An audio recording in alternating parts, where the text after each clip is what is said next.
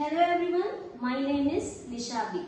So today for my demo topic, I have chosen nutrition in humans. Okay, first we'll study regarding to the overview of nutrition in humans. So what do you mean by nutrition? What are the things which is involved in nutrition? Will digestive process come in this nutrition in humans? What happens exactly? So we'll study that in details. Okay. So when it comes to humans, we humans are heterotrophic in nature. What do you mean by heterotrophic? In the sense, we are dependent upon other organisms for the purpose of food, right? Because we can't prepare our own food. We are not having chlorophyll like plants. When it comes to plants, plants are autotrophic in its nature. Okay, now comes the point that what do you mean by nutrition? Nutrition is nothing but, it is a process of taking a food inside the body and getting or absorbing all the nutrition from that food is called as this nutrition. In the sense, if we get the food, we'll get the nourishment, right? So that is nothing but nutrition. So we'll see in detail how nutrition in humans exactly work, right? So the main thing which comes under this nutrition in humans is alimentary canal.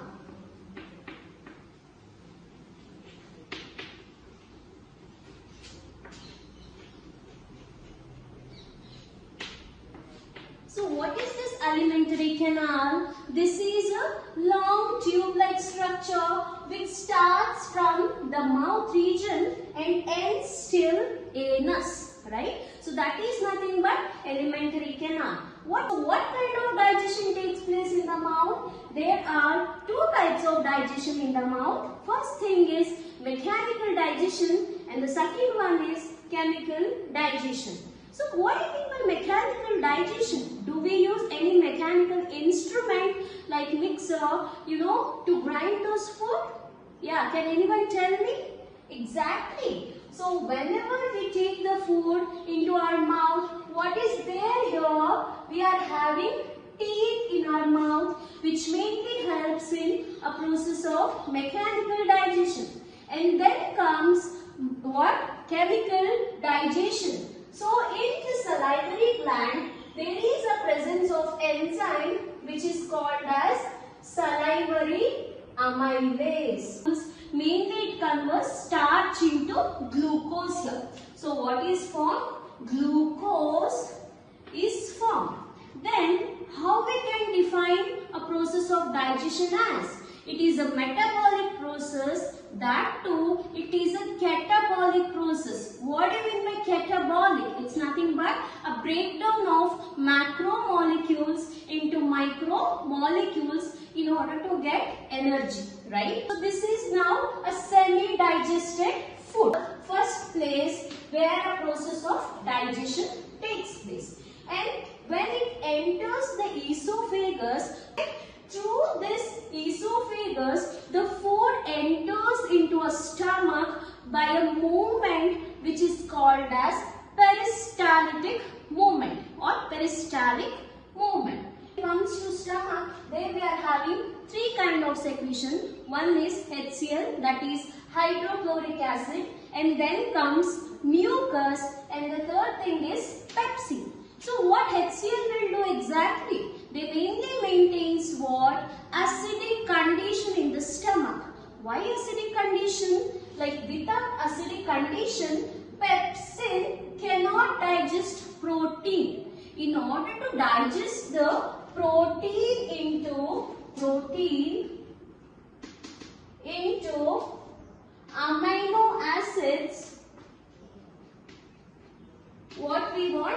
We want pepsin as an enzyme, right? So this pepsin is activated only in the acidic pH which is given through this HCl, and the mucus what is there inside the stomach, it mainly protects the stomach against this acidic condition, in the sense the stomach walls. So what happens here? Here the protein is digested, right, into a simpler form which is called as amino acid. Now what next? Now the food what is there in the stomach will enter into the small intestine, right? So what happens in small intestine and which are the glands present in small intestine, we'll study in detail now.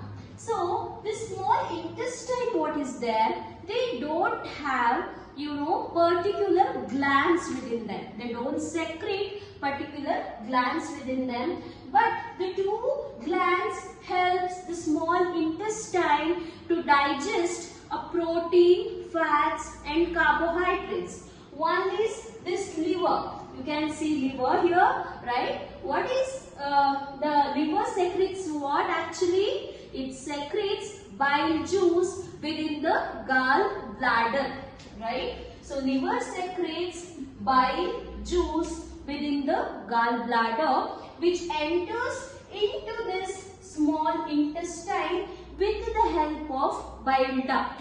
Okay, so what's the function of bile juice? It mainly maintains a basic condition in the small intestine. So the food which is entered from the stomach into small intestine is acidic in its nature, but here the bile juice what is there, that converts that food into basic.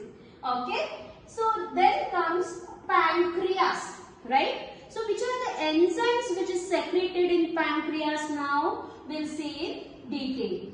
Okay, so the pancreas what is there? Yeah, we'll write here. Pancreas secretes what? Trypsin, pancreatic amylase.